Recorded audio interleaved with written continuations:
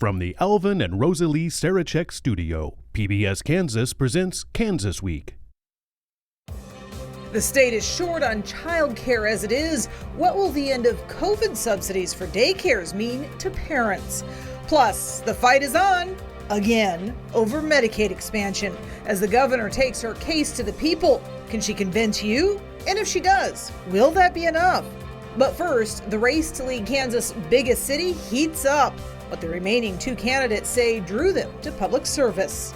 That's what we're talking about right now on Kansas Week.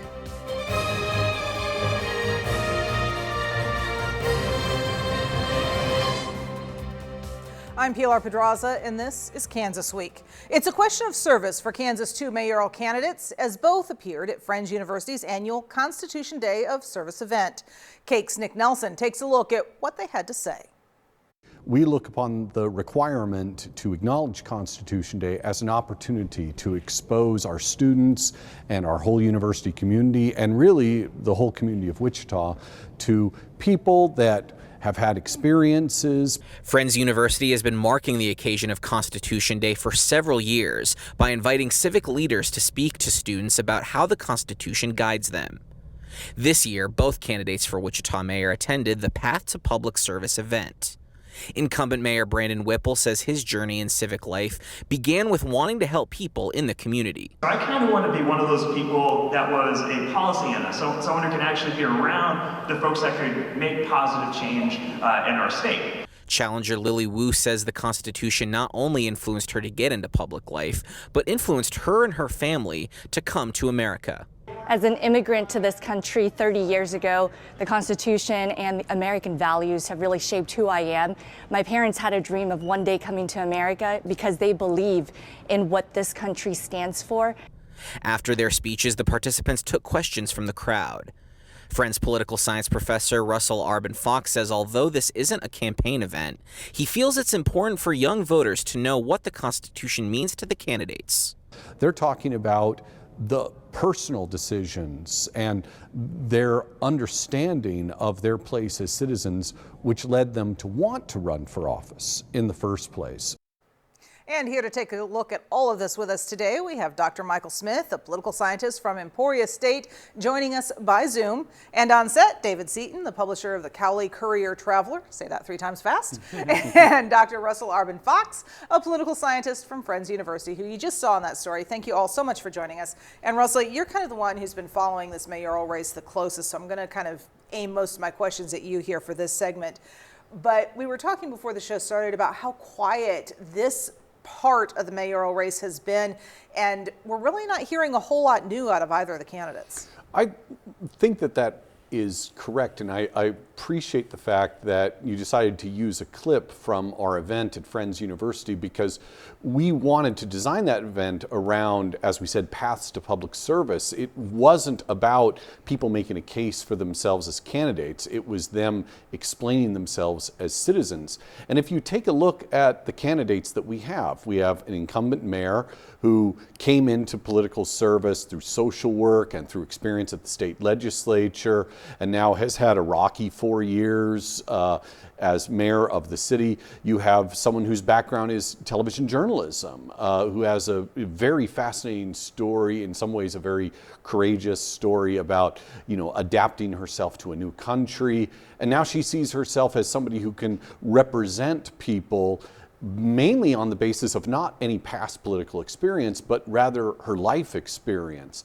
And so what you have is a race right now about rival stories, not necessarily rival platforms.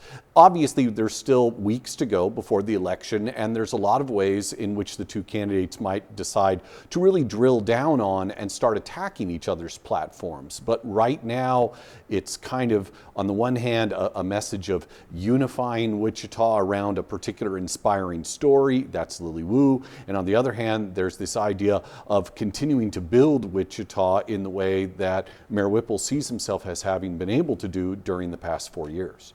And as we look at that, talking about the kind of origin stories of the two candidates, Lily Wu's story of immigration and living the American dream, it worked very well for Carlos Mayan's.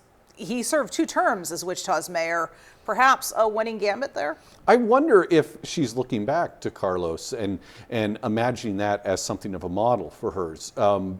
We don't really know exactly where she's coming from politically. Now, we can definitely take a look at the people that have been funding her campaign, the people that have been promoting her, and most of them are identified with business interests. Most of them are identified with traditional Republican Party groups. But she herself, it's still not clear how she really wants to sell herself as a leader to the people of Wichita, how she wants to sell herself as a uniter, as a representative, that's very clear. But in terms of, how she's going to provide something, maybe she will look back to like the example of Carlos Mayans and say, yeah, this is the sort of leader I want to be.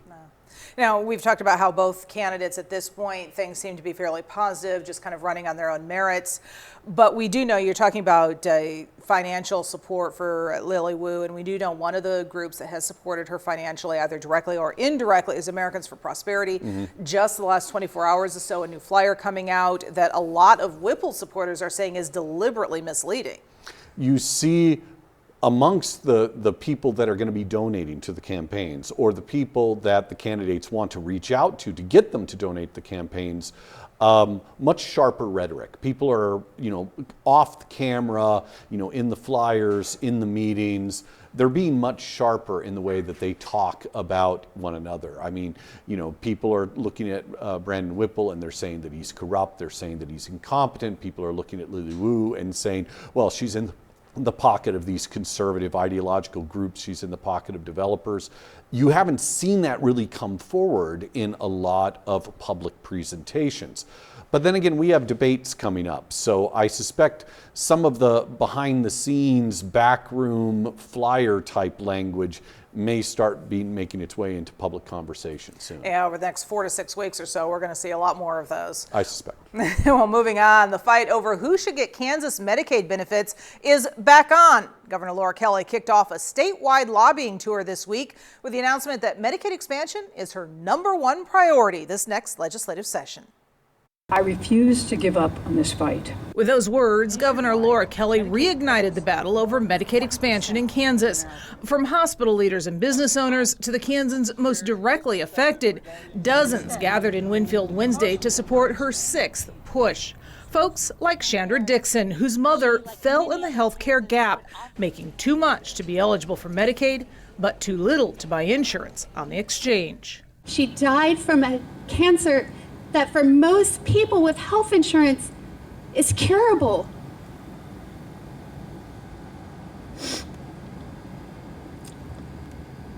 My mother is not the only person who has had to face these kind of choices in Kansas. And like Melissa Dodge, who can only work part-time so she can be home for her 2 kids with special needs. Which is the struggle of providing for my family, which in turn means putting myself on the back burner from a health aspect, which is what leaves me in the gap and the anxiety that comes with that. The governor quoted a study from Alliance for Healthy Kansas that shows 78% of Kansans want Medicaid expansion, adding many Republican lawmakers do too.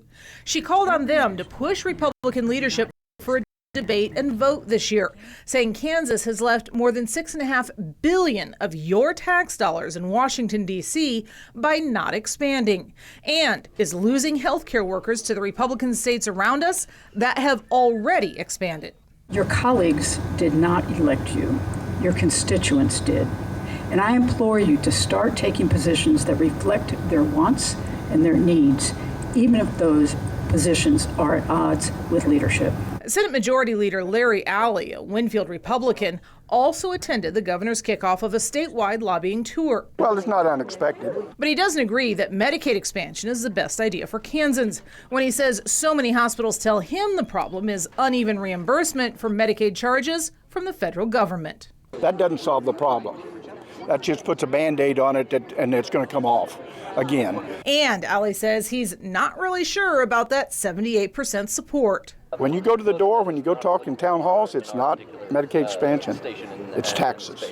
So Kelly is taking her fight to the people, crisscrossing the state, asking them to demand their lawmakers make a change for a healthy Kansas and a healthy economy. And David, you were at that same event. As you were talking with your community, following up on this story, what was the feeling you got from folks in Cowley County about all this? Well, didn't do a lot of surveying other than reporting on that event, but honestly, to me, it sort of felt a little like Groundhog Day, because every year, you know, this is a top priority for the governor. There's a lot of support from it in the public, it seems like, but it doesn't even come up to a vote. And then the people who prevent it from coming up to a vote continue to get reelected, so we're sort of at a stalemate. But I thought it was interesting that she chose Winfield to start this tour to fight to expand Medicaid, right in the back door of the Senate Majority Leader's district. And it doesn't seem, you know, he was there and he listened to her speech and all of the advocacy for expansion. He didn't seem convinced.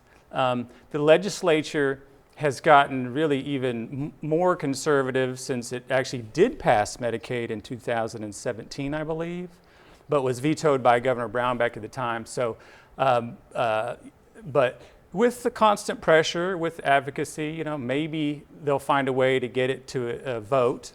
I sort of wonder if she is willing. The question we didn't ask her, probably not appropriate venue, but a question maybe that we could pose is, are you willing to do some horse trading for it? Are you willing to accept some of these tax cuts that the Republicans have been pushing? And Larry Alley's talking about tax cuts as a priority among the public for maybe a Medicaid expansion plan. I wonder if that is actually in the cards. I gotta say, having covered the State House for many years, Kelly is a pretty savvy operator, and I would imagine backroom, she might be very open to some of those things as long as it's not corporate tax cuts, which she has been very strong against. Well, I do want to come over to you, Mike, on this as well. This is the 6th year that Kelly has been in office. It's the 6th year she has said that this is a priority for her. This is probably, in my opinion, the biggest campaign promise that she made in her first campaign that is as yet unfulfilled. I think that's absolutely right. She is fighting an uphill battle. This is a bit of a Hail Mary play because, again, as has already been mentioned, the votes just aren't there in the legislature. The Republicans aren't budging. She is correct about its popularity with the public. The Kansas Speaks surveys we do out of the Docking Institute at Fort Hays State, a majority, sometimes it gets up over 60%. Of Kansans do favor Medicaid expansion, and that's consistent over multiple years. So she's got that one, but she doesn't have the legislature. And so either she's doing a Hail Mary play because what the heck, she's winding down to her last 2 years in office. And I can understand that because it's always been a priority for her. Or it's positioning that the Democratic Party stands for this. Remember that in a red state like Kansas, with the exception of abortion rights, which did well last summer, but generally speaking, Democrats want to run on bread and butter things like healthcare, childcare, housing, education, and infrastructure, and stay away from the culture war stuff. And so it could also be positioning for the next person that's going to run for governor and for future legislative candidates. Wow, Michael, it's almost like you just read off of her game plan there. That's everything we hear from the governor all the time. But Russ, I want to bring you in this as well. Getting Kansas lawmakers, or excuse me, Kansas voters to lobby lawmakers, an effective technique for this? I mean, that's the only trick that will work. The point that was made earlier by the Senate Majority Leader, you know, he doesn't hear about Medicaid expansion at town meetings. It's very, very clear that the support is there. It's very, very clear that there is probably even support for Medicaid expansion amongst a majority, or at least a very large plurality of Republican voters. But only a minority of those Republican voters consider it a priority. They're going to be focusing on something else, and they are the ones that show up at the town meetings and make the noise. They are the ones that are donating to campaigns, and so they are the ones that are generating the energy.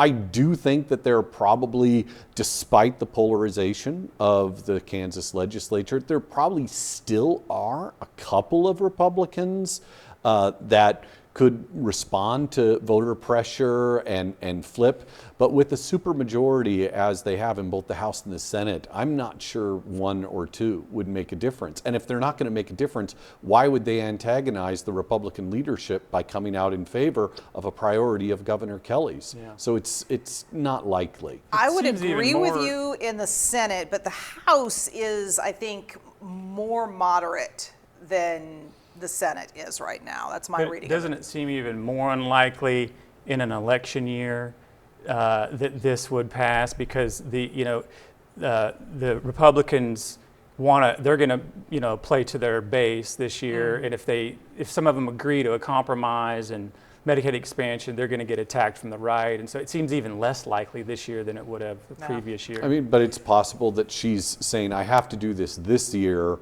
if I'm going to make a plausible 7th year run at it, after the midterm elections, when she really is down to her final 2 years in office. Maybe she presents it as, this is my parting gift to the Kansans, and maybe she feels like if I'm not consistently doing it for the year and a half before that point, then that final run won't work as well. And she did in that announcement, make the point that I have nothing to gain from this. My name will never be on a ballot again. This is not a win for Laura Kelly. True. All right, so we're going to move on. As Kansas continues to struggle with a shortage of childcare spaces statewide, existing daycares are now facing a loss of critical dollars as federal COVID funding dries up this month.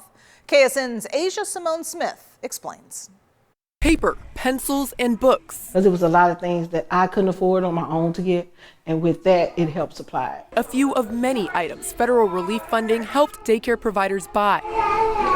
They've been able to purchase materials that they could have on hand and stuff to use for the future. Others used the money for needed renovations. We were able to install an island, which helped improve our education by allowing us to do even more science projects together and cooking together. The funding ends September 30th, causing concern services could stop. A lot of the programs use the funding to even pay some of their bills to make sure their programs stayed open and running. Paying employees could also become a problem. Just say if I have 2 kids, how is that a survival? You don't want to go below the belt and say, okay, well, this is all I can afford, to pay people. The loss of funding is creating a danger. More daycare facilities could close, urging support from local businesses. If we can create this cycle of partnerships, we can probably help a little bit with not putting people in so much need of the funding. The more people that are investing in childcare,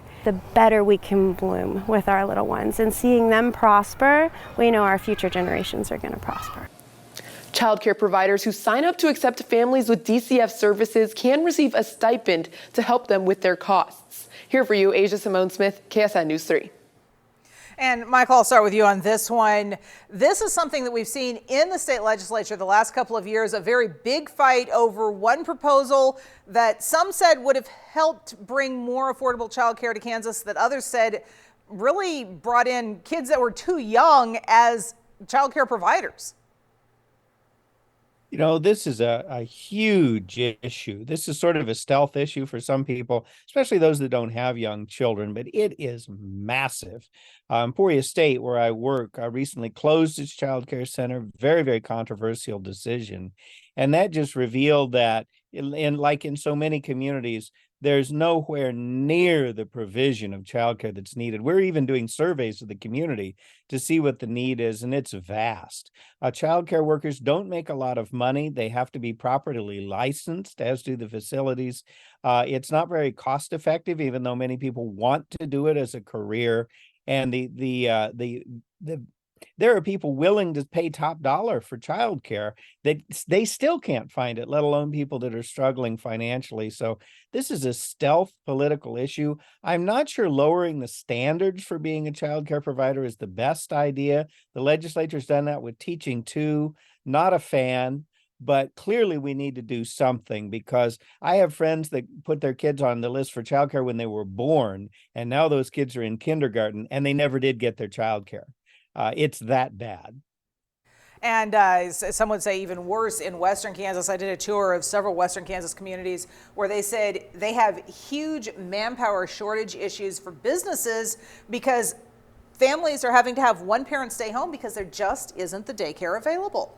You know, there's so many moving parts to this. It's a question of who are the providers. It's a question of licensing. It's a question of funding. It's a question of so many different things. You had the pandemic, which completely upended so many people's arrangements in terms of how they were handling childcare, how they were handling their work-life balance. And the federal government thankfully came through with money that a lot of people were able to use to patch holes in, you know, the way they had to change how they handled their lives, the way they had to change how they hired people to work at daycare facilities and so forth.